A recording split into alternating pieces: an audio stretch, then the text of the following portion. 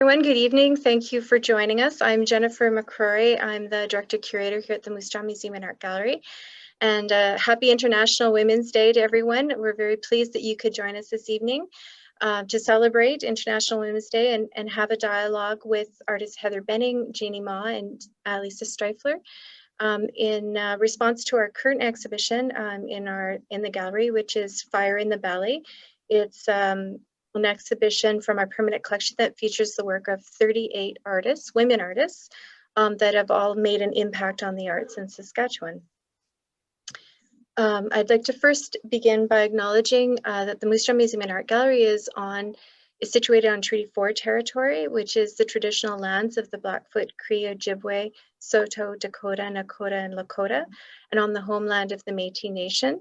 We respect and honor the treaties that were made on all territories. We acknowledge the harms and mistakes of the past, and we are committed to move forward in partnership with Indigenous nations in the spirit of reconciliation and collaboration. I also would like to acknowledge our funders for their support. Our funders are the Government of Canada, the Department of Canadian Heritage, Sask Arts, Canada Council for the Arts, Sask Culture, Saskatchewan Lotteries, and the City of Moose Jaw. I'll begin by introducing our presenting artists. Each artist has presented a short presentation of her work, and so we'll start with Heather Benning. Heather Benning currently lives and works in rural Saskatchewan. She completed a Bachelor of Fine Arts degree from Nova Scotia College of Art and Design in 2004 and a Master of Sculpture at the Edinburgh College of Art in 2009. Between her degrees, she returned to Saskatchewan in which she completed several large-scale site-specific installations. She's had numerous solo and group shows throughout Canada and abroad, and her work has been written about in Canadian Art Magazine, Sculpture Magazine, Galleries West, Space, Uppercase Magazine, Studio Magazine, the Nation Post, and Black Flash. And her work was recently included in a biennial exhibition, Borderlines, which was shown at the Raimi Modern and the Art Gallery of Alberta. So Heather. Hi. Hi, thanks for joining us. Thanks, Jennifer, for including my work in this exhibition, and I've had a chance to visually tour it and it looks really fantastic. So this is the work that's in the exhibition, and it's called Downtime, and it is originally there's two life-size, and if you go to the next slide, Vincent, you can see, so the original installation was two cows cast in resin, acrylic resin, and then watching television. And then in the gallery, you can't see in this image, but in Moose Jaw, they're watching a pasture of cows. So they're cows watching reality television. And I was kind of talking about, at the time, BSE or mad cow disease. And I had seen a video, or I'd watched a documentary on where does your meat come from or something like that. And they were showing these downed cows that were very sick. And the image kind of stuck in my head. I was still in my undergrad at the time. And so after I graduated, I eventually started making these cows. And at the time, BSE was kind of running rampant through the prairies, and it was really destroying the cattle industry in Canada. And America was sort of surviving by claiming that they didn't have the disease, which anybody who farms knows that how our cattle travel back and forth, that if we have it, they have it. So I was kind of made those out of a little bit of, I guess, anger, I guess. And also at the same time, and it's called Downtime. And so they're kind of making fun of reality television and what we do and how we all live in front of our own little screens, or own big screens. Now we use cell phones, but yeah, so it's two cows, two televisions, and two remotes. So we can go to the next slide, Vincent. So this is the destruction of one of my projects that was the Marysburg project, and this is the wolf. And if you go to the second slide, you'll see what it was. So in 2004, after I graduated from NASCAD, I acquired the use of an abandoned farmhouse, and I got a grant from Imperial Tobacco Canada. And I built a project called Marysburg, the Marysburg Project Watching Woman. And what it was a 24-foot woman built within the confines of an abandoned farmhouse. And then it sat there for undetermined length of time. It was kind of to fall down as the house fell down. Unfortunately, as you can see from the previous slide, that vandals kind of got to it before the house went down. So, so anyways, I documented the vandalism that happened because I found that to be just as interesting as the destruction of the project. And the project was a direct, if you go now to the next slide and then the one after, Vincent, we'll see the whole, and then one more. So this is what the project was when it was completed. And so her main body was in the kitchen area and her upper torso was in the living, or not the living room, the foyer and the kids' bedroom, and then her head coming out of the roof. And it was about farm women and the amount of work that they did and how they, farm wives and farm women were just as strong and durable, and they were everything to the farm. If the farm basically, I think if you didn't have a good woman backing it, it wasn't necessarily going to be the most successful situation. And both of my grandmothers were farm women, and one of them was also a teacher as well. So I wanted to kind of make something to commemorate them, and it was a direct response to a feminism and art history course that I took at NASCAD. And so I wanted to make a large monument for a type of a genre of women that were very underrecognized. They usually went by the Mrs. Joe Beimel instead of what their real names were. Yeah, and so then unfortunately it was decided that someone wanted to vandalize a lot of it. And I found the previous image, Vincent, that the way they had sort of cut and quartered the woman and spread her, I mean, that leg was on the opposite side of the house, as someone took time destroying this project. So yeah, I thought that was fitting for what we're talking about today. So we can move on now to the next two pieces. Yeah, and so then this is called Field Doll, which I built in, oh, I don't even remember when, but quite a while after the Marysburg project. And what she does, she's still around, she's about 13 years old, and she will show at different galleries and locations. And then I always document her outside of the gallery. So here I'm near Louise Bourgeois' spider, so across from the National Gallery, which is fantastic, probably as close as I'll get to that piece, or my work will. Then if you slide to the next image. But the purpose of the doll is that she, it's kind of like a totem or a totem that I carry with me or have carried with me. And it starts as a small thing, and then as you carry it into adulthood, all of, you know how when you're a child, you you put all of your fears and hopes and dreams into like something that you think is going to keep you safe, but it's going to like ward off the boogeyman in under your bed. And as you get older, these fears become more adult fears and larger, and so you start filling your token or your item up, whatever you feel is your sense of home and your sense of safety, and it eventually like it engulfs you. And so that's kind of the purpose of this doll being 13 times the size of its original doll. You can skip to the next image. This is her on the lake, the shores of, it's in Sheboygan, Wisconsin, but shores of, Lake Michigan. And then we'll go to the next one. So. And then this is her on the Big Orange Bridge in Nelson, BC. So we managed to get the bridge shut down for half an hour at 5:30 in the morning to document it. And when it does exhibits, the curator plays a big part on like identifying locations that are important to the community. And then that's where the doll is usually documented. So, and then the documentation hangs around the doll. And she's starting to get sort of beat up and scuffed up as like a old childhood toy would as it gets dragged around and left in different locations. So we can move on from the field doll. So then this project is called the Dollhouse, and this is the fire of the dollhouse or the death of the dollhouse. We can go to the next image. And this is how it was after I restored it. So this is an abandoned farmhouse that was built in the early 1900s and then was abandoned in the 60s. And what I had done to it is I had restored the interior of the house as though it was still lived in the era in which it was retired. And then I left the exterior abandoned looking, although I did add like what would look like piano hinges on the top of it, on the roof. And I had patched up obviously the holes in the roof as well, so you can see some of the patchwork. And then I took out the exterior walls on the north or south side of the house and I replaced it with plexiglass, and so that people could view inside the house. So, And I sort of wanted to create a bit of like a tomb-like situation of what was there the day it was left, and then how, but then show the process of time and the passing of time by the exterior being as it is. So this project was completed in 2007, and then it stood for, I don't know, yeah, about 8 years. So if you go back to the last image, Vincent, then we see the house on fire. And so what happened is that the house stood for about 7 years. Then I got a phone call from the owners of the house.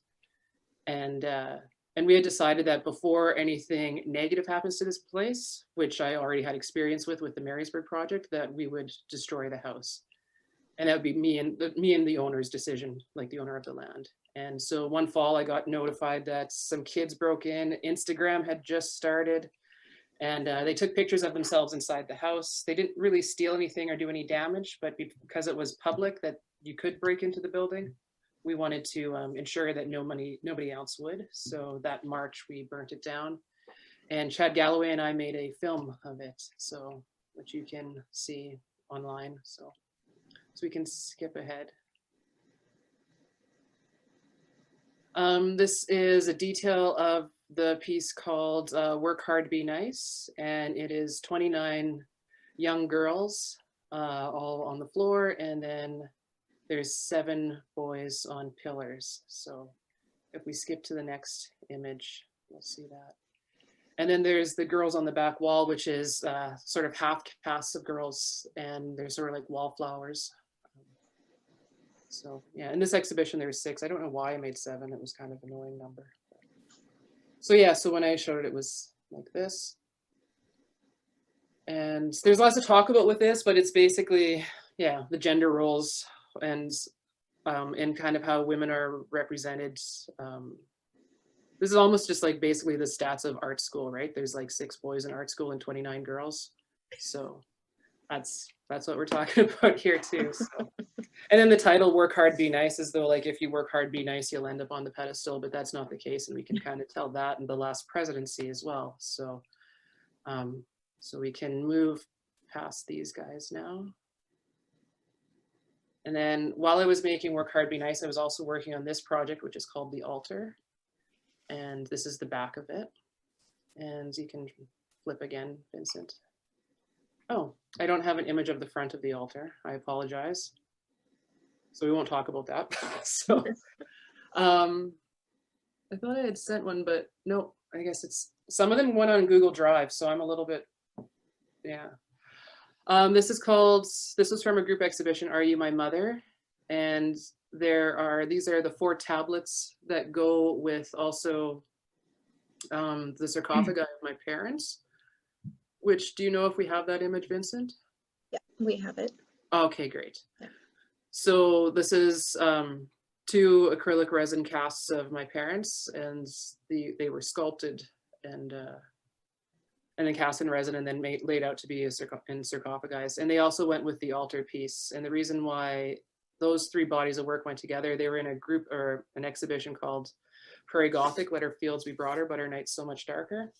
And that toured and showed with you guys in Moose Jaw, and then also sort of Current and Prince Albert. But part of the reason I was living in the UK, and I got very attracted to medieval sculpture, and I started to, I wanted to like kind of do a contemporary representation of what would some of this sort of like the idea of a sarcophagi, what it would look like in contemporary prairie sort of culture. And so I created Larry and Rosalie, and originally they were just supposed to be based off of my parents, but then like just using them as like general models of what, like, you know, someone in their late 50s, mid 60s look like as semi-retired or currently still working, but will be nearing the end of their farming career, and everything of their kingdom that they had built over the last, 40 plus years of their working life is now starting to, dissipate or end. And there was nobody going to be taking over our family farm situation. So this was a conversation about what the end of the family farm and the family farmer, which is there's more kind of corporate type of farming now happening. So Yeah, so we can go back to the last slide. So these were panels that sort of accompanied my parents, and they were also made from acrylic resin and sculpted and then, yeah, reliefs. And so it's mom as a young girl, and then mom as a young woman in the original farmhouse that we grew up in. And then dad as a young boy riding a horse, and then dad as a young man in front of a vehicle. And it was specifically chosen that all of the images of my mother would be interior images, and then all the images of my father would be exterior images, because although they worked together on the farm and mom very much drove the combine and everything else, but she was also taking care of the interiors, and dad was in charge of the exteriors. So it was very like, yeah, traditional gender roles in that respect. So we can go to the next. And then this brings us to the exhibition at the Reme Modern, which is, I guess all my work is really about gender, because I see the wheat pile as sort of representing like farming and more masculine experience. And then the old-fashioned kitchen table is kind of more of a female conversation. And then in the back is a poem written by my sister that was embroidered by a friend of mine that I hired. And then beneath that is the red petals to sort of represent blood. And the poem is a fairly Gothic poem. It's quite factual and based on what has happened to some of our family members who, when they were leaving Russia. And I wanted to sort of talk on this. It was basically a poem that my sister had read to me once that she had written.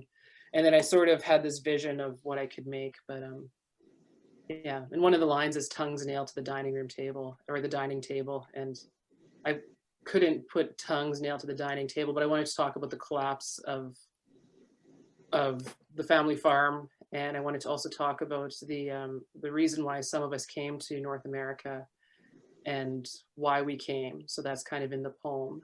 And then our unwitting, like us, unwittingly being used sort of as pawns for the clearing of the plains is a bit of the conversation in here as well. So that is my body of work to date. So. Great, thanks, Heather. Thanks. Okay, next, well, Jeannie, if you would like to present your work, Vincent will bring up the PowerPoint, and I'll introduce Jeannie. Jeannie Mah was born in Regina in 1952 and received her Bachelor of Education in 1976 and Bachelor of Visual Arts in 93 from the University of Regina, with further studies at the Banff Centre and Vancouver School of Art in 1979, now Emily Carr University. It's unusual to be getting a call this time of night at the gallery. Jeannie's ceramic installations combine fragile porcelain cups with elements drawn from cinema, ceramic history, travels, family history, and material culture. Ma explains, balanced on the cusp of a fine arts education, I insist on working in a medium which is considered to belong to a decorative art. While seeking out the vestiges of art in our daily lives, I plunder the history of this decorative art and usurp the cup as pulling it into a fine arts practice. While an upstairs-downstairs split reveals a classicist gap in our societal domestic consciousness, the mug and the teacup meet on this domestic front and as the utilitarian and decorative merge to fulfill aesthetic and bodily needs. Her work is in the collections of the Burlington Art Gallery, Canadian Clay and Glass Gallery, Waterloo, City of Regina Civic Art Collection, Dunlop Art Gallery, the Fuller Craft Museum in Brockton, is that Massachusetts? The Gardner Museum of Ceramic Art in Toronto, and the Jinzhen, how do you say that? Ceramic Art Gallery. Sorry? Jinzhen. Thank you, in China, as well as the Moose Jaw Museum and Art Gallery, the Mackenzie Art Gallery, the Municipality de Nyon in Switzerland, and Saskatchewan Arts Board and the Winnipeg Art Gallery. With Lauren Boyd and Ann Campbell, she was a co-editor of Regina's Secret Spaces, Love and Lore of Local Geography, which was published to the Canadian Plains Research Centre in 2006, which is a psychocultural field guide for Regina. Okay, take it away, Jeannie. Okay, thanks. So I'm just doing a quick overview of a few pieces. In my pursuit of translucency in porcelain, I interweave bits of ceramic history, film, architecture, family and travel photos, mixed in with swimming, bilingualism, and geography.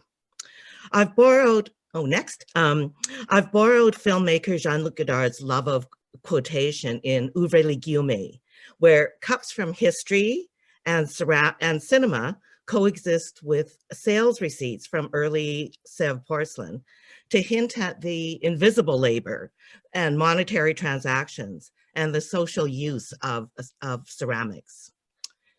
In Tables of Inertia, a collaborative exhibition with Brit friend David Skingle, photography meets ceramics within the genre of the still life. In Cineramics and in Regina as Marienbad, I employ Sergei Eisenstein's meaning through montage, using photos on cups to discuss revolution, identity, and home. In Isnik Tiles and Portuguese Sidewalks link early Chinese export ware to trade routes, where after the age of discovery, floral patterns and materials mutate as they travel to embrace the beliefs of the new land. While studying Chinese ceramics in European museums, a small sidestep led me to a love of European porcelain, which then introduced me to Chinese export ware and then European chinoiserie. Having never returned to China, I traveled towards the east via English bone china. By isolating two figures in landscape from Jackie Schumacher's Royal Crown Derby Blue Mikado plate, I cheekily reversed the process of immigration by inserting my Canadian-born Southern Chinese face into a Japanese scene as imagined by 19th century English potters. With this British colonial detour, I reclaim an Asian identity while making visible the idea of the traveling of an idea as it is copied and reimagined in the new land. As the video of the Blue Mikado plate fades, a faint pencil crayon ghost plate remains, a forgotten trace, leaving my cup, or me, stranded, lost, and a bit out of context. Okay, well, the red title announces that a train arrives. The faded gray letters, in a whisper, add a double bilingual meaning, train les arrivés, to remind us of the arrival of many foreigners who came to work and settle in Canada. The prairies in a video from a moving train, this is the piece that's at the Mackenzie right now.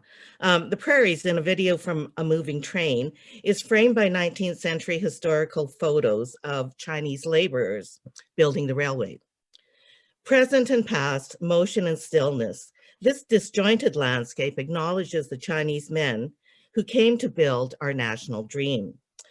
From the last spike in 1885 to the demise of the passenger train in 1990, we could not maintain our national dream for more than 105 years. The labor and lives lost were sacrificed for nothing. My imaginary train journey across Saskatchewan, from Consell in the west to Regina in the center to Yorkton in the east, with ghostly images of families, cafes, a grocery store, a train station, are fragile memories of immigration as one idea of home, China, fades into a new idea of home in Canada. Traveling towards infinity is a moment of departure, always in the process of arrival. This continual arrival and departure of memory and presence forms the inner cinema of our lives because of the persistence of memory, culture, and landscape within the process of immigration. Every time I leave Regina, something disappears. In Cinema Life Cinema over Jean-Luc Godard, I borrowed familiar signs recently removed or disappeared from two downtown buildings to discuss civic history and the public good via the metaphor of outdoor swimming. Because Jean-Luc Godard has infiltrated my way of seeing, I could not help but see the French word rêve, to dream, which jumped out at me in the sign of the Saskatchewan Revenue Building until it disappeared. So now rêve is seen at the bottom of a lost dream at the bottom, is seen as a lost dream at the bottom of a dark pool. And this is Joan Scaglione's footage. I choose deliberately to misunderstand the Saskatchewan wheat pool sign so I could speak of public swimming as communal dreaming. The wheat pool and our Wascana pool were working towards the same dream, a utopic space where strong bodies, healthy minds, and a sense of community work to build a better and more prosperous society. The lost signs lament a utopia that has been deliberately destroyed. Even sadder now with the destruction of Wascana Pool, our lost utopia. Thank you. Thanks so much, Jeannie. And now Leesa. I'll just briefly introduce Leesa. Leesa Streifler is a Canadian artist who was born and raised in Winnipeg. She earned her BFA honors from the University of Manitoba and then moved to New York, where she attended Hunter College, receiving her MFA in 1983. After living in New York for 6 years, she moved to Regina to be on faculty in the Visual Arts Department at the University of Regina. She taught painting and drawing for over 3 decades, retiring in 2019. Leesa is currently living in Winnipeg and focusing on her art practice. She's exhibited across Canada and has received support from national and provincial granting bodies. Her work is included in major public collections, including the National Gallery of Canada, the Canadian Museum of Contemporary Photography, the Winnipeg Art Gallery, the Mackenzie Art Gallery, the Dunlop Art Gallery, the Canada Council Art Bank, and now the Moose Jaw Museum and Art Gallery. Thanks, Jen. And thank you for including me in the show. My talk is going to go through probably 3 decades, different types of work, different media, just to give you an overview. So the first image is in the show. It's an image that shows my concern with the female body. All my work has been focused on the female body as a signifier of emotion, of subjectivity, of agency. This particular piece was about a memory of my grandmother's house in Winnipeg, and hence her address 659. Next. This is really a large painting that's in the show, but a small image here. So it's about 5 feet tall, and it's called Reader's Solitude. I've been very interested in following my life and the experiences I've had. And, you know, once a woman reaches probably 40, aging is really on the mind, well, 50 for sure. And now I'm in my 60s. So when I painted this in 2012, I guess I was in my 50s. And I was concerned about showing a woman as a woman, you know, would be with glasses on, a very unglamorous kind of image, and doing something quiet that feeds herself, that nurtures herself. Her hair is in a ponytail, even though it's gray, because she feels very young. So it's in one of those high ponytails like a young woman would have. And you can see that the bones of the body are also shown. And that's something I've been very interested in the interior and what's inside and what's outside. And also I'm very interested just actually formally in anatomy. I taught life drawing forever. And, you know, so it's about what's inside too. I'm very curious about the body. Okay, next. This is a really early piece that I did when I first came to Regina. So this is 1987, and it's on the back side of plexiglass, and it's actually never been shown. But I really like it, and I found it when I was moving. So yeah, it's about 3 feet tall. It's got the letters of the word fear.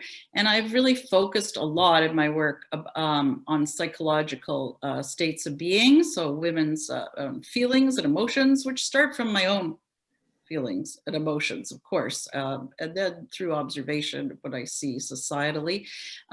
So there's lots going on here, things swirling all around and a large face, and it really is something I've kind of come back to so a lot. So I was happy to show this piece today. Next, please. These are also quite large. They're about 5 feet tall. And in 1988, I was in a show at the Art Gallery of Regina, which was the Rosemont at the time. And these are photographs. So I photographed a model and I asked her to wear crinoline. So I wanted her to be the ultimate signifier of what, you know, femininity, like a ballerina, and I was just very interested in the trope of ballerinas, or a Victorian woman. And I wanted her pose to be very subjugated.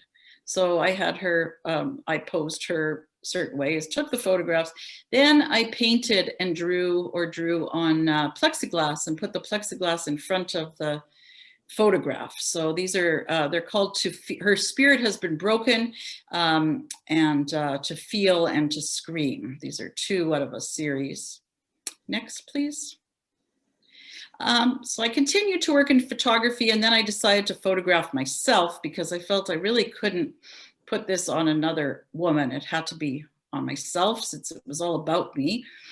So then I took photographs, I took them myself of me, and then I didn't know what I was going to do with them. I just put myself in certain poses that I thought might lead to some interesting drawing on top. So after I got the photographs printed, and they're regular old-fashioned silver prints, and very small, only like 5 by 7 inches. Then I went with a felt pen, a white felt pen and a black felt pen, and drew into the photograph. So this one is about body image, and I did a lot of work about body image. This is from a series called Normal, which was it was shown at the Dunlop in 1992, and I worked on it for 5 years before that, for a series of 5 years. So next, please. And this from that same series. They're just little photographs, and she was very beautiful when she was young, and I put a crinoline on my head to look like a bride, and then I put you know, like I made myself look like Joan of Arc. She was, I think it says she was a fighter, she was a romantic or something, not a fighter, she was an artist or romantic or something. Anyway, so I was using Joan of Arc as a trope of a strong woman who had to prove herself in a man's world, and also the aging process where women aren't considered beautiful once they're, you know, once we're past bride's age. Next, please. This is quite a large painting, about 6 feet. It's in the collection of the Mackenzie Art Gallery, and it's called Ingrained, and it's about anxiety and you know, a feeling definitely that I've had, and an interesting gesture of the mouth, the hand to the mouth that I find very interesting, and as an expression of anxiety. Next, please. This is also a large painting. I enjoy painting large, standing up, so it's about 5 feet as well. And this one has a lot of images going on, so there are a lot of body fragments, but no complete body. And this was really a lot about health, women's health and illness. So breast cancer on the top right, and uterine cancer in the middle, and a lot of you know, things that I was hearing about women that were sick and really feeling sad about a lot of things. And then a painted woman's hand with red nails, which was something I thought was very beautiful, but had a lot of trouble accepting as an aesthetic. Okay, that's my thing, my timer. Okay, next, please. This is also in the Mackenzie collection, a small painting, like about 30 inches, called What's There? And I wanted to show, you know, I wanted to make the female body very beautiful and seductive, but also show, you know, veins and spots and imperfections and rolls of extra flesh and fleshiness. I wanted to show the imperfections, but make it seductive, like a beautiful landscape. Next, please. And this is a digital work. So I did quite a bit of digital work where it was drawing and then scanned and then printed through a photographic process. So it could be printed at many sizes and actually even many colors. So this is called Candy Apple Pinup. And it ranges in size from very small, like 9 by 12 inches, to very big, like 5 feet. And it's showing a pinup, you know, the historic pinups from World War II that men, soldiers had in calendars and etc. But what's going on inside that, like an X-ray vision of the woman's true self, which is struggling. Next, please. This is also a large painting. So I became a mother in 2003, and because that was a very powerful experience for me, I definitely directed some work towards that. And so this is a very large mother with a son, and it's talking about the mother's subjectivity. In this case, there's a lot of things going on. There's blood pressure cuff, and there's a heart, and there's some pills, and I was talking about my own health. But the mother's very big too and powerful. Next, please. I did a recipe card series in 2006 by scanning my mother-in-law's recipes. She had passed away, and I inherited her recipes, and they were so beautiful with her handwriting, so beautiful. And I didn't know what I wanted to do with them, but I wanted to make some kind of feminist statement. So I decided that I would draw over them. And I did that with acetate, not altering them, and then scanned them. And then they were also blown up to about 3 feet. So quite large, much larger than recipe cards are. And this one is about the collective wisdom that mothers have to bring up children. It's not just a woman all by herself. There's lots to go by, and there's a community. Next, please. This is on the same kind of recipe card, but this one is about you know, eating and shame, body shame for eating, and you know, the no that the woman is telling herself. Next, please. This is more recent, probably about 4 years old, of an aging female body, a leg in this case, because legs tend to go when you get older, and it's quite a thing. And my own mother was aging, and I was trying to support, be her caregiver. And so I decided to make quite what I think is like a beautiful kind of a painting, but about this situation. Next, please. And this is a drawing about aging from about the same time, but a totally different media. This is on Yupo paper with Caran d'Ache crayons and ink, only small, 9 by 12 inches. There's a young female form on the left, and then an older woman in sort of a clown-like face, very pensive and introspective. Next. And this is a little map of my life from Go at the beginning, like a story, like a game board, 1957 when I was born, and then all the way to 2014 when I did it, myself through my body image. That's a watercolor, about 11 by 14-ish. Next, please. And this is a drawing that was photographed and then reproduced as in different sizes as a photograph.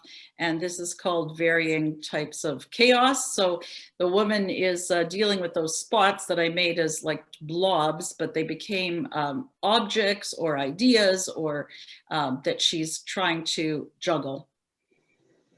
Next, please.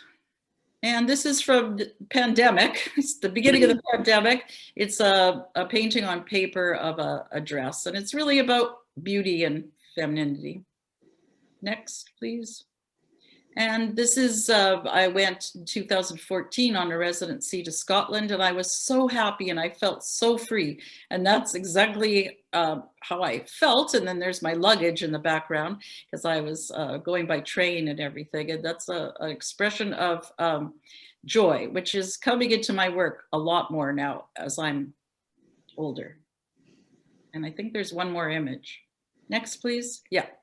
This is a woman who, this is from like 3 years ago, I think, a small piece again, 9 by 12 with crayon of a woman, and flowers are coming out of her mouth. Thank you. Okay. Thank you, Leesa. Thank you, all three of you, for sharing your work. I thought it'd be a great opportunity to introduce some people in the audience that may not be familiar with your work. So thank you so much. I was going to pose some questions to the group collectively and individually for discussion. And I just wanted to encourage everyone who's participating tonight, if you please feel free to participate in the discussion. If you have a question, as I said, feel free to unmute yourself, or you can type a message in the chat room. And yeah, we just sort of open dialogue. So I wondered if each of you or some of you would like to talk about how feminist theory has informed your work, especially in terms of identity and gender roles. And I know, Leesa, you've been heavily influenced by feminist theory, but I wondered if you want to just talk a little bit more about that, and Jeannie and Heather, if you wanted to address that in your work, or if it's not something that you really engage with. Well, I've read a lot of feminist theory, which I found very validating and inspiring. Judith Butler was amazing. To find her, and lots of writers. So, the theory was pretty important. Plus, I was teaching, so that I felt that I needed to know that. But if you're talking about theory that way, I mean, I think that that my work was grounded in theory, but I don't think about theory when I'm making the work. It's a good way to talk about the work and understand your work better when you read it, but then it sort of gets absorbed and it's kind of becomes your collective knowledge, Right. You guys, anybody else have anything to add? I guess I agree with Leesa on that. I don't think about it while I'm creating it. I'm mostly trying to make a message of my own, and yeah, and then it comes out in the end. So, do you consider your work feminist in nature? Oh yeah, definitely. Yeah. I mean, I'm always reacting. A lot of my work is reactive work too, so I'm reacting to something that has frustrated me. So, right. Like the giant woman in the abandoned house. Right. I guess I try to bring out these kind of little domestic things that are kind of trivial in certain aspects. It's the forgotten things that I'm trying to drag into my work, kind of the invisible things. So it's the domestic, the childhood, all these things that are normally the unimportant things. Right. Yeah, and we're considered taboo. Like when I went to art school in the 70s, during abstract expressionism and then conceptualism, those types of topics, your childhood, things that would happen in the home, decoration, things that would be interesting to women, were not considered important topics for art. Trivial, frivolous. Yeah. Right. I'm wondering if your experience in working in your particular media, and you all three of you have worked in a variety of media, but do you feel like that there's been challenges for you to overcome as a woman working in your media of choice? And do you think that there's is the history of your medium, like particularly in Saskatchewan or in Canada, is it been inclusive of women? I don't think so. I think it's hasn't been inclusive of women. And I found myself a lot of my earlier sculptural works, especially the much larger work, I'd always had an interest in doing public art, but the opportunities of getting a public art commission were pretty low, or are very low for women, or at least have been. And so I would make my own public art, like the Dollhouse or the Marysburg Project. The cow was even an example. The downtime was an example of how I can scale something up, or I can scale something to be of scale. And just kind of to prove my sculpting skills or my ability to create at different dimensions and sizes, in the hopes of, yeah, of doing something that's maybe in the past more male dominated. So, and then, yeah, if I can't get a public art commission, I'll make my own. I mean, I won't get paid, but I'll make my own. So, Okay, great. yeah. How about you, Jeannie, in terms of working in ceramics? Well, in Saskatchewan, ceramics has such a firm foundation. I think we don't go through the struggles of trying to prove that it is art, where I think in other parts of Canada, you know, it's like ceramics can be relegated to the gift shop. But here we don't seem to have to go through that whole argument because of our ceramic history here, which makes it a bit easier to make bigger statements. Right, right.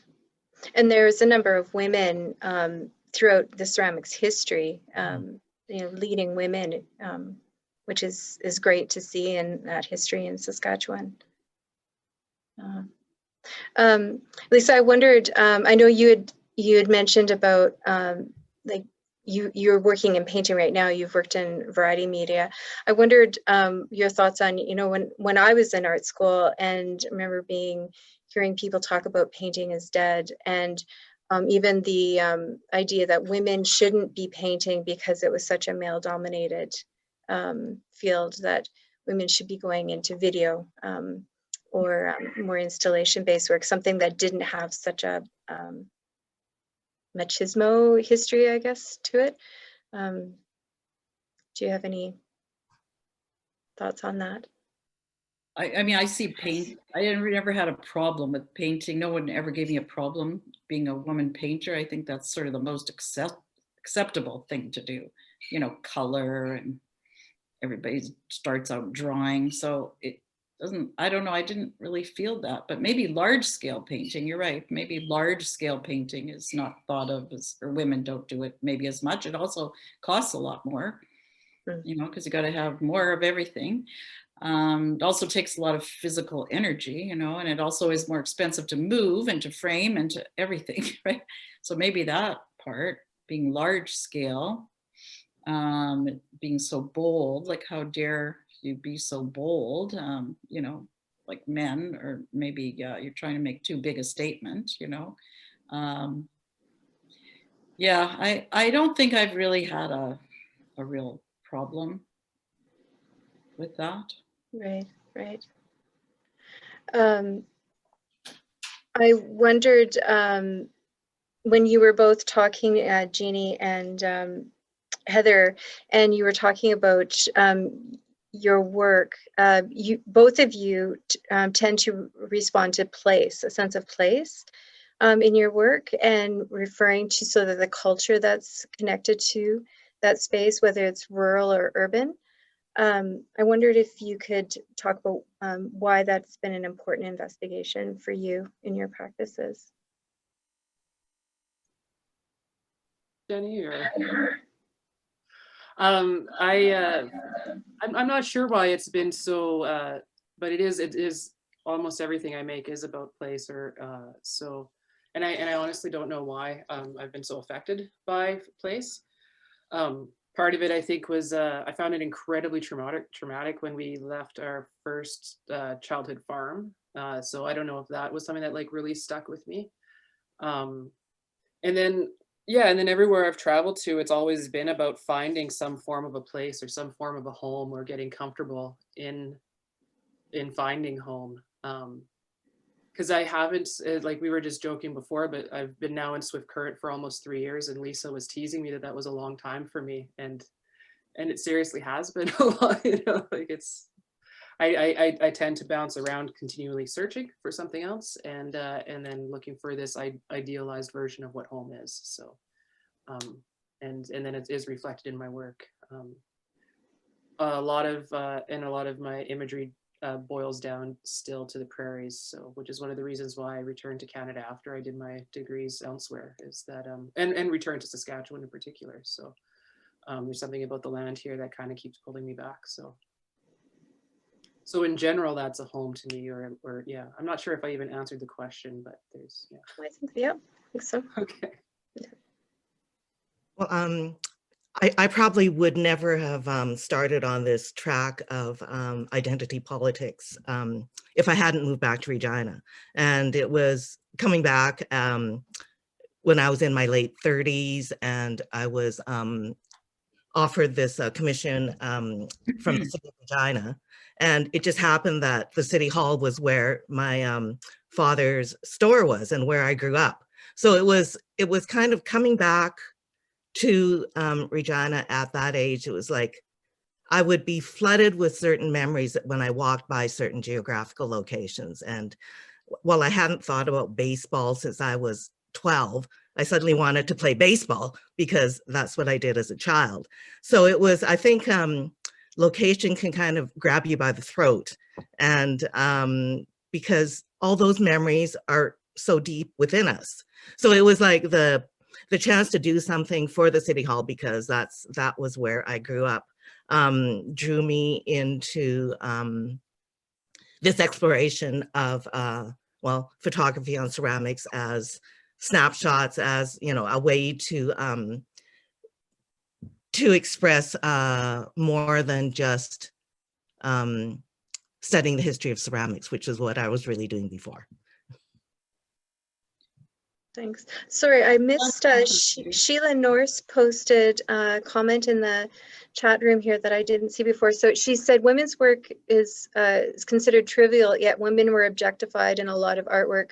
Could women's work not just be considered a point of view rather than feminist?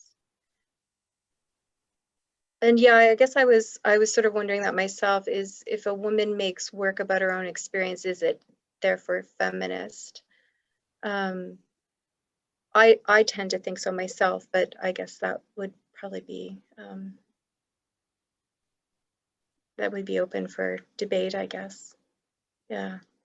I think if your work is about your situation, it's about a female experience, and I think that makes it feminist. Mm-hmm. You know, whether you talk about it that way or not. Other people could talk about it too.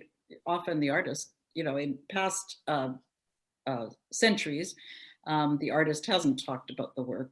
You know, other people interpreted it, but now we need to talk about our own work for grants and other things. We need to be our own, you know, so our own curator and critic. But I think if you're working on something that's important to you and from your life experience, then it is just innately feminist. Mm. I mean, you might say anything a woman makes is feminist. That might be, you know, might go so far as saying that if you're a woman and you make work, that it's feminist. But usually that refers to having some kind of, you know, self-consciousness about it, about how it critiques the state of, you know, things in society, usually, I guess. But I just wanted to say something just for a second to go backwards. My work is usually about the interior, I just realized. Like, it's not about the place, like, you know, a certain city or something, but it's about the interior. Like my grandmother, her house is my grandmother's house, and now I'm working on one right now about my bedroom. So I guess I'm pretty interested in the interior, but not in the, you know, the overall location of the city or anything like that. Right, right. Yeah, the one piece that you started the show with that is in the exhibition, Fire in the Valley, her house. I love that. It's such a powerful piece, but I remember you talking about it in terms of memories of your grandmother, and you referenced her daffodils, and you mentioned her address, and but you had her just her body with like a head, had the figure headless. And I remember having a discussion with you about that piece years ago, where you were sort of saying that you wanted to sort of evoke sort of your memory of her, that, you know, usually your memories of someone is the emotion that you felt when you were with them. That's what stays with you. In terms of, because memories can really fade, but you'll always remember how that person made you feel. And I think that's really lovely. So yeah, that's sort of interior experience as well. So I wanted to, I did, in doing a bit of research for the exhibition Fire in the Belly, I was looking at statistics of women's representation in the arts. And so I just wanted to sort of ask each of you sort of what your experiences or your thoughts are in terms of gender differences or women's, whether it's improved the representation of women. Do you think that, well, that there's still gender differences that we are trying to overcome in the arts? And have you experienced gender inequality yourself as an artist? Or do you feel like it's becoming a more level playing field between the genders? Well, I still want to be a artist, so I don't know. But, I think I have felt experienced gender inequality, or I think I've lost an opportunity several opportunities. Yeah, I don't know for sure if it was. I think it was, like, because I was female. But they're all like still. These people are still working and stuff. So it's, you don't really, like, we don't talk about it, but it does happen. I think we can all say it's happened to us. So. Yeah, when I was thinking about it, I actually kind of thought to myself, does anybody want to say that out loud, or would they feel like, so, yeah. Like in my situation, I was up for a pretty good exhibition for a solo in would have been a make or break situation at the age I was at. And I introduced the curator to the person who the curator ended up showing in the end, who was a male, same education, same age, same everything. So. And so that was something that I experienced. Of all of the public art things that I've applied to, the ones that I've been shortlisted for are the ones that I've brought men in with me on. So I don't know if that's something or not, but so there are those experiences that we have. I think everyone has them. So whether we talk about them or not, I mean, we more bitch about them on the phone to our friends than publicly on a forum. So. Right. When I came to Regina in 1986, it was a real boys' club. You know, the artists who were exhibiting were men at the main gallery, commercial gallery in Regina. The stable was men. I was allowed in and did have some work up, but it never sold. So in other words, the major collectors who are men didn't buy my work. And so I ended up taking my work out. So I've never sold any work in Regina through the commercial market. And I think that's because of who I am, and I wasn't part of the boys' club there. And when I came to the university, I was the first woman to teach in studio with a tenure track position. And most of the department was male. And so, you know, in 1986, most of the department was male. The Regina Five, there were 3 members of the Regina Five and then other men. And now there's more women than men. So things have changed there very positively. And I think actually also in the commercial world in Regina, art world, things have changed positively too. But at the beginning, I was definitely, I mean, I came from somewhere else. I thought that might be it. I was young, but I think the biggest thing was that I was female. Well, in the world of ceramics, and I kind of look across Canada rather than just in Saskatchewan, it seems like there are quite a few women. And I don't know if women are overrepresented or, you know, it's hard to say, but it seems like as far as people working, it doesn't show up that there, you know, there are more men than women. As far as shows go, I'm not really sure. Yeah, I can't tell, but as for me, I've never felt, the discrimination. I was just surprised that when you came up with the statistic that there were 64% of artists in Saskatchewan are women.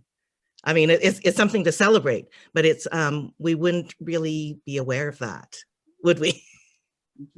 No, no.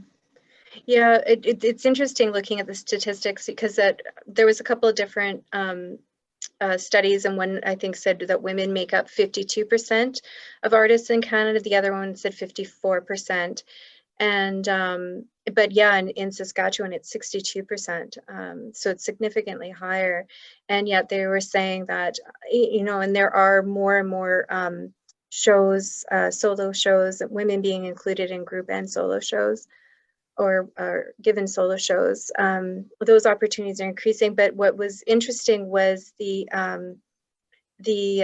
percentages of women being included in collections was pretty appalling. I wasn't able to actually find statistics for Canada, but I did find American ones that said they looked at, did a survey from 2008 to 2018, and that consistently across that decade, the statistics or the percentage of the work of women artists represented in major collections, and we're talking the major collections in the States, like the Whitney and the MoMA and the Met, it was around 11%, and it didn't really change much in 10 years.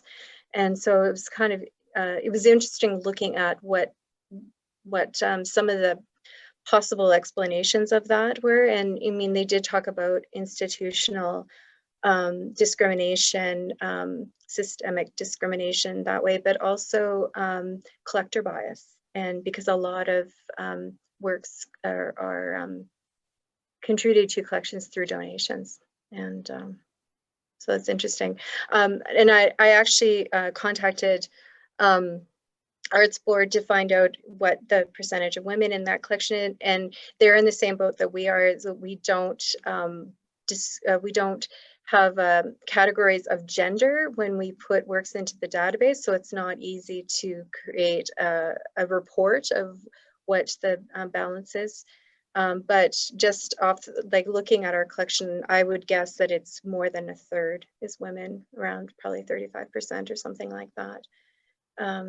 There are a couple of more messages in the chat room here, or questions. There's one question here from Vanessa West. When working on pieces that directly related to your own experiences, did it ever result in a moment of hesitation?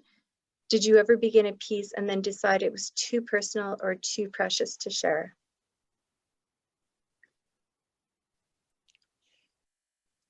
No, but some of the work that, is really personal hasn't been shown. So, I mean, there are some very, what I would consider a frivolous topic, like the flip through the ages, and, my flip through the age. I mean, it was kind of like, it was kind of a self-indulgent thing, which hasn't seen the light of day except in my basement. I kind of stop making it if I know I'm not going to be able to show it. So it's some of my projects get fairly expensive with materials too. So they kind of sit sort of half finished for a long time, and maybe I'll get brave enough to finish it or share it, or maybe I won't. Yeah, so I've got a lot of halfers, I guess you could call them. So like ideas half formed and yeah, in the sketchbook, but yeah, when you start showing, like it can be pretty scary. Hey, Leesa, like you do quite personal work.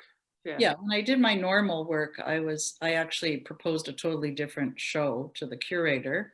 And then a friend of mine said, show her this work, the work that ended up being shown. It was I kept it in a shoebox because it was only 5 by 7 inch photographs. And she saw it and she loved it. She said, you have to show this. And I actually really felt that someone unzipped my skin and turned it inside out, and I was walking around that exposed. But once it was in the gallery, it was at the Dunlop and the show was up, I felt very kind of like distant from it. But the thing was, that was 1992. It got, no, 1997, I think. Sorry, 1997. It got my best response to date at the time. That, you know, they had a book where you could write in, visitors could write in, and people were thanking me for making the work. Women were thanking me for making the work and this and that. And I felt so full from that. So that was a great experience. But no, I mean, I do feel a little bit, I mean, in terms of self-censorship, I think we should try not to do it because, you know, it's important stuff to get out there. So I tried not to do it, but I understand, like, a lot of stuff's in my sketchbook too that doesn't exactly make it. If when you start using words too, then it becomes really pretty specific. You can hide a lot kind of through an image. But a lot of people see, like, you know, I always include sadness, like it's one of the ingredients in my work, sort of like cooking, right? Like sadness is one of the ingredients in my work. So I want that in there all the time. But I mean, people relate to that too. It's not just like only people can see my sadness. Everybody's got sadness. So, you know, these feelings are, you know, people latch on their own feeling to it. But no, it takes bravery, I think, to, like, probably, you know, to be an artist and to do work that's personal. So, I mean, it could be judged in lots of ways, right? Like, oh, whatever, people can judge it, you know, it's not beautiful enough, it's not well made enough, it's not cool enough, whatever. It's not. I actually forgot that those photos were so small, Leesa, because in my head, the show has grown and grown and grown. And those, you know, the photos seem like life-size to me now. Well, there were some that were 8 feet. Yeah. They were Land of the Giants at the end. They were 8 We feet. did the Giants. Yeah. They were 8 feet. So, yeah. But there were tons of small ones, like 100. So yeah. They're very memorable. Thanks. Yeah, it was a turning point for me. So yeah. I got to live with that show because I was working at the Dunlop back then and loved it. Yeah. I think when the work, like you were saying, Leesa, is like very honest, despite how scary it is to put it out there, but if it's very honest and to your experience or to the artist's experience, and then it's represented outside in public, that it can be like we all have like a collective experience, so then it can reach more people, and so that's really nice to hear that, like, people, yeah. Like your lady coming about how the response was just so overwhelming, about they just identified so quickly to it because it was so truthful. Yeah, like your lady coming out of the house. I wasn't, you know, born on, I didn't have a farming experience, but I could totally relate to that. Like, you know, the lady sticking out of the house and being trapped in the house and everything from my suburban experience. So I translate that right to the house, and having a dollhouse too, and all that. So I think, yeah, the reader, the viewer puts their own experience onto it. Well, I'm not an artist, but I have to tell you, what you three ladies have come up with is just mind-blowing. It's amazing. All of it is just amazing, and I thank you for that. Thank you. Thanks, Judy. Thank you, Marilyn. Oh, is that Judy? That's Judy. Okay. I'm the aunt. I'm one of the aunts. Thanks, my very young aunt. Yeah. Gabriela Garcia Luna just shared a statistic here. She said, in March 2020, the economist Claire McAndrew found that among the 3,050 galleries listed with the online fine art marketplace, Artsy, women accounted for just 16% of the established artists shown. And it's from the article, Yes We Can, by Kimberly Fife at Sask Gallery's website. So that's discouraging. But again, that's the art market. And that, you know, from other studies that I was reading too, it seems like that's consistent. It's the art market is still, women are really underrepresented there. I wonder if that has to do with social factors, like women not pushing their work enough.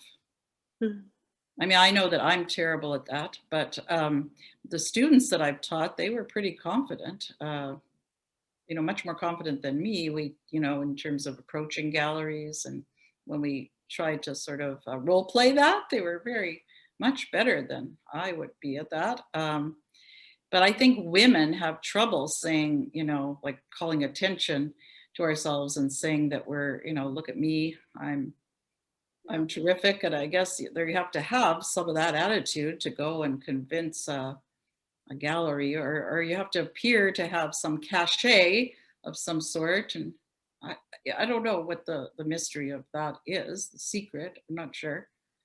It's not something it's probably the least successful I've been in any part of my career. It is the least successful I've been.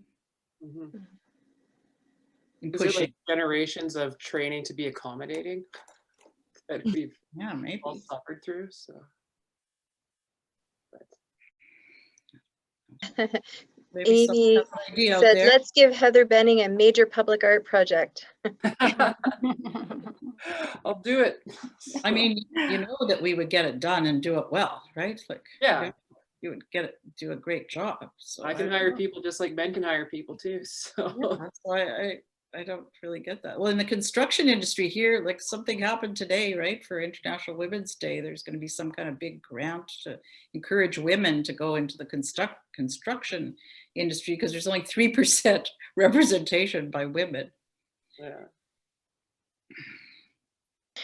One thing I was going to ask you all for your thoughts on, when I came up with the idea for the exhibition, and before I even started doing the research on the stats in terms of women's representation, I researched sort of whether or not I should do a gender specific exhibition. Like, is that still necessary?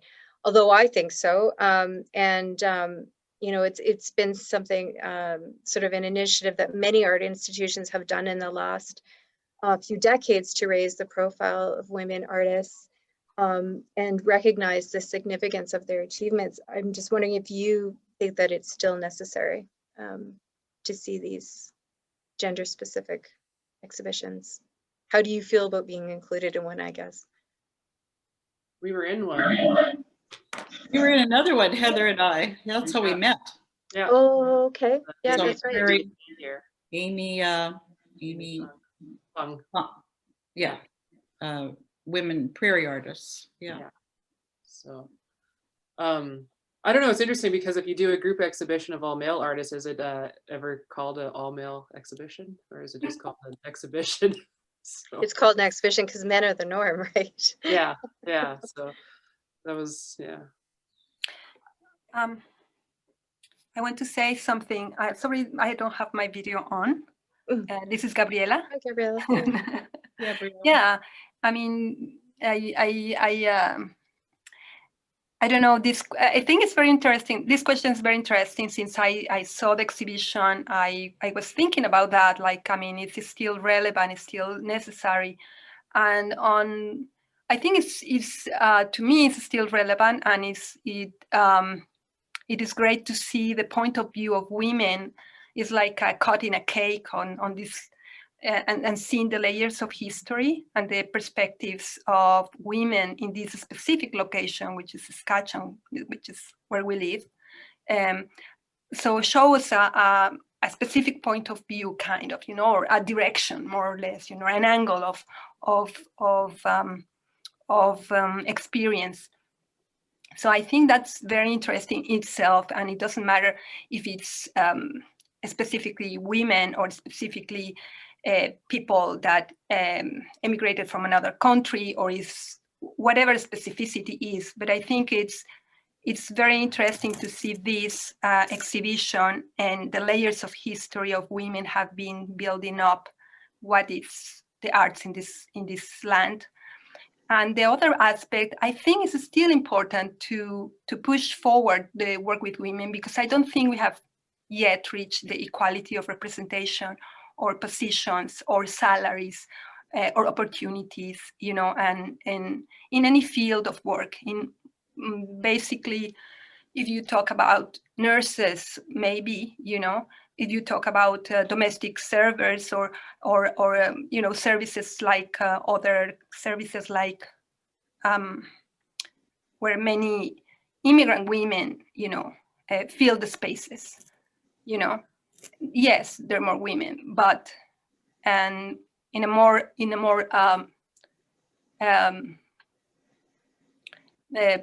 places of more power, is still we are not yet represented as inequality.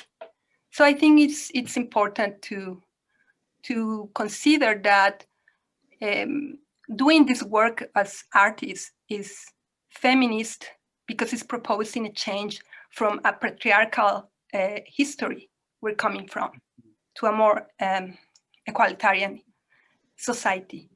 So even if the discourse in our work is not specific feminist, I think we are still promoting, just by doing what we do, promoting a change, I think, even if we don't intend to.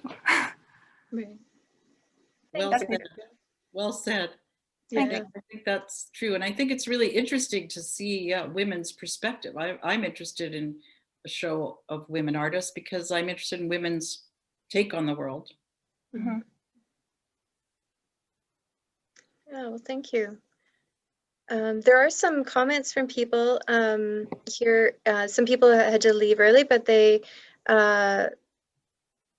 left some comments. Antoinette Harville said, really important work and show, and so important for all of us. Thank you for making this available to all. And Regan Moynes, I also have to leave. Thank you for the discussion. To the artists, Leesa, Heather, and Jeannie. Sherry Cohen said, thank you for this offering, Leesa, such important work, art to share from you, Heather and Jeannie. I'm sorry to have to leave. And great to see everyone's work and hear from the curator. Thank you for all your responses. It's wonderful to hear such different perspectives on the same subject. So thanks for all the comments. Oh, Thank you. Can I ask a question about public art? Are there lots of current calls? There's one right now in Edmonton, and yeah, so if you look on a Kimbo, you'll see public art calls every once in a while, and then you can also join, what are some of the things I'm on? I'm on a couple different forums, so there's not as many right now, and like rightfully so, we are going through a pandemic, but there's enough. There's a couple in Ontario, and yeah, so there's always at least a dozen or so a year to be looking for. So yeah, big and small. Thanks, Heather. Another comment from Marilyn Bellows. All three of you must be very proud of yourselves for the wonderful art you have created in your own images and expression. I admire and appreciate each one of your pieces. I think, you know, like it's important to be a role model. Like, you know, what about the young women that are the girls that are coming to see the show? I think that's really important that they see that, yes, that could be me, right? Exactly like, you know, what's going on in the world right now with, you know, BIPOC, you know, attitudes, right? Like you need to see yourself represented. And to see women who've actually made a career out of being an artist is important for the younger generation. Because you really actually have to have some kind of moxie to continue it on into adulthood. Like everybody draws as a child or does or makes something, but to continue it on, it takes money, it takes time. You need fire in the belly. You need fire in the belly, exactly. Like you need space.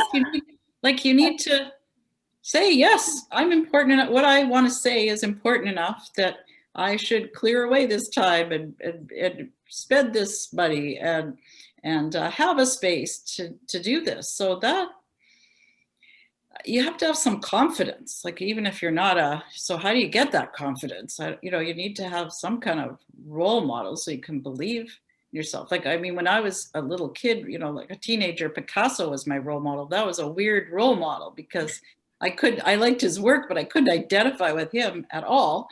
So I identify with his subjects. So that was very weird until I learned about women artists. 100%. I got a magazine when I was 15 from my mom, found it, and it had an article on Louise. I always pronounce her name wrong, but Bourgeois. So, how do you say it, Lisa? Bourgeois. Bourgeois. Okay. Thank you. Great, whatever. The Orange and Spider Woman. I don't know. Yeah. So anyways, and that was something that drove me forward, because I figured, well, if she could do it, then, you know, I didn't understand much of who she was at the time when I read the article. But, I love Louise Nevelson with her like 4-inch like fake eyelashes and her, you know, caftans. She had her first show when she was 45 or something. It was very inspiring. Well, and it's great that you had so many pieces in the collection in Moose Jaw that you could curate a whole show. And it's, I mean, that's a great thing to celebrate alone. That's a change. Yeah. And can I say something quickly? Yes. It's Belinda here. So I had talked to Jen earlier today about the Sask Arts collection, which has got a lot of great women artists. And I think a lot of that is because they collected work from craftspeople as well as from folk artists. So one thing I just like to say is just to encourage that next generation of curators to look a little harder, because I think women don't necessarily have that traditional linear practice that you might see with men, where they started, went to school, encouraged, worked uninterrupted, and then kind of built like that mountain climber on The Price is Right, you know, to the top of their career. Like women's careers are interrupted often, you know, with having children or struggling maybe because of bad marriages, or you know, difficulties with earning their own income and the cost of making art. So you'll get these great artists who work maybe for shorter periods of time or for certain pockets of time, and maybe didn't do things so traditionally. And they often get overlooked and get missed. And so, yeah, I hope that curators continue to keep looking back as well as looking forward and making connections, and realizing that, you know, there isn't just one way to have an art career or to be deemed as successful. Because, yeah, that's definitely an issue with, you know, a lot of collectors are people with money. People with money are often men who collect men. And so women are often out of that loop. So I think we have to remember that. So I hope all the up and coming curators keep that in mind. Those are great points. Also, women as collectors, you know. Yep. And ourselves as collectors too. There is I think, I don't know what the stats are, but there is I think women in arts admin has grown significantly, and also moving into curatorial positions as well, which I think assists this, or will help the younger generation as well. So.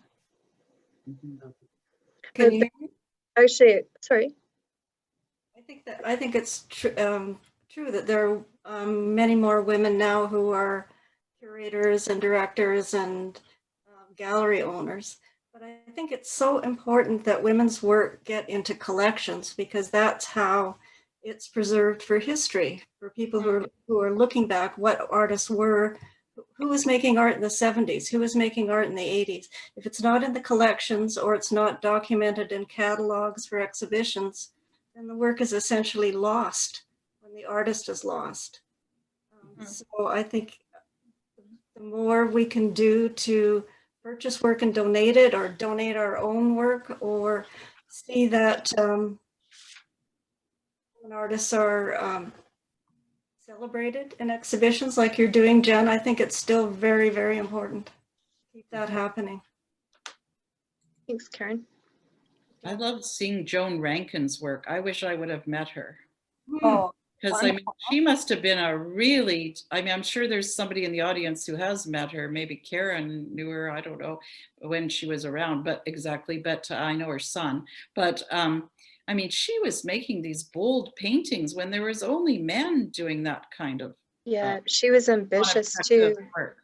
Yeah, she was really ambitious, and she actually, like, we actually, one of the pieces in the show, it's called Red Around 3, and it's a piece that she made that piece up at Emma Lake, and was it 61 or 63 when Clement Greenberg was there? It was during the Greenberg workshop, and anyways, he looked at it and he said, you should leave a strip of raw canvas down the right side of that painting. And she did. And it really makes the painting work. And the other cool thing is that there's a painting in the show as well of Dorothy Knowles, who was at the same workshop with Greenberg. And he looked at it. It's called the Bluff. And it's basically you see this landscape along the horizon, and then it just dissolves into a color filled painting. Oh, It's yeah. so beautiful. And Greenberg looked at it and said, now this is what you should be doing, to Dorothy Knowles. So it's kind of great to have these like really historically significant pieces there that are dialoguing with all the contemporary work, great contemporary work. Yeah, so those are our grandmothers in Saskatchewan, and that makes me feel proud. You know? Yeah, I agree.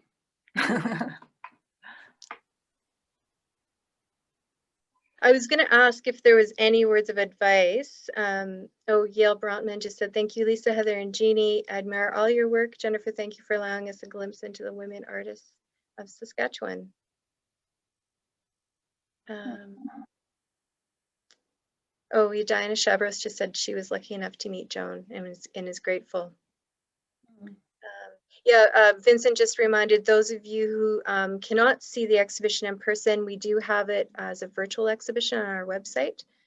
So it's sort of like a Google Street View of the show. But yeah, I was going to ask if there was any words of advice you'd give to a young women artist that's coming out of art school or just starting out, wanting to establish a practice. You've given some great insights already, but is there anything that you would don't instead give up. And it's only going to get better, really, because I mean, the world is, I mean, from the time I started to now, it's changed a lot in the past 15, 20 years already. So, and when it started from your time, Leesa, to now, it's definitely gotten better. There's so many more women. When I first got to Regina, there was only one other woman with an MFA besides me, and now there's a whole bunch. And a whole bunch of women artists who are seriously practicing. It's so much better now, but you've got to believe in yourself. And I think don't worry too much. I really like that point that I just forgot who made the point. Anyway, that women's career, that Belinda made, that women's careers go in, in sort of follow a different trajectory. So, even though you may have a child, let's say, and take a 2, 3, 4, 5 years off, you'll get back to it. Just keep writing in your sketchbook, keep drawing in your sketchbook, keeping the ideas or something. Like, I mean, I think that if you're really passionate about it, it will continue, and you have to, find some people that believe in you.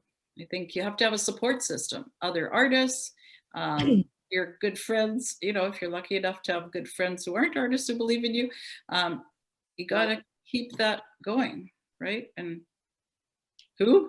moms are good. Your mom. Oh yeah. My mom became a great art. I mean, she understood when my art worked and didn't, with no education at all in art. Yeah. Same. Yeah. Create the time and space. I mean, that's all you have to make sure you do that. Make sure your partner understands that, that's for sure. Diana Shabros just said that sage advice, Heather, don't give up. It does take a long time sometimes. Yeah. Well, thank you so much. If there aren't any other questions from anyone in the audience, thank you so much, Heather and Jeannie and Leesa, for sharing your thoughts and your experiences and your work with us. Thanks to everyone who's participated tonight.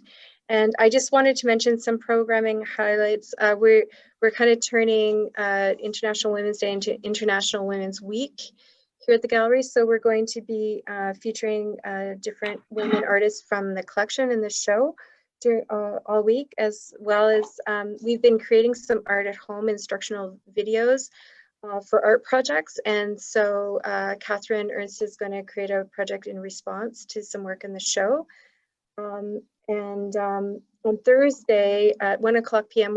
we started an art book club, and so we have a virtual meeting on Thursday at 1. We're discussing the book 9th Street Women, which is looking at Lee Krasner, Elaine de Kooning, Grace Hartigan, Joan Mitchell, and Helen Frankenthaler. 5 painters in the movement that changed modern art.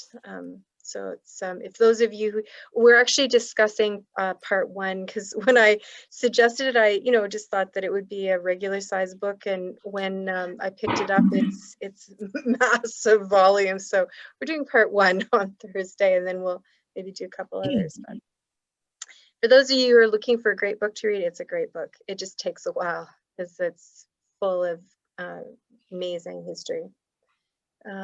So those of you who can join us on Thursday afternoon, that would be great. And again, thanks so much to all 3 of you artists. It was a pleasure to have you. So nice to see your faces. Yeah, and thank you yeah, for hear you talking about your work. This is really fun. I love Zoom. It's great. But one of the good things to come up, one of the few good things to come out of COVID. Yeah. Yeah, and well, and it's something that we're going to continue, I think, in the future too, because it's great to be able to connect with people from afar too. So, yeah. Well, thanks everyone. Jody, Greenman, Barbers, thanks Jen, great talk. Nice to see so many great artists. Thanks Leesa, Jeannie, and Heather. That was great. Thank you ladies for this lovely talk and providing me with a lot to think about in my own practice. You are so inspiring. That's Vanessa West. And bravo, Moose Jaw Museum and Art Gallery, and Jen, for the exhibition. Congratulations to Leesa, Heather, and Jeannie, and all the artists participating. Gabrielle is one of them, so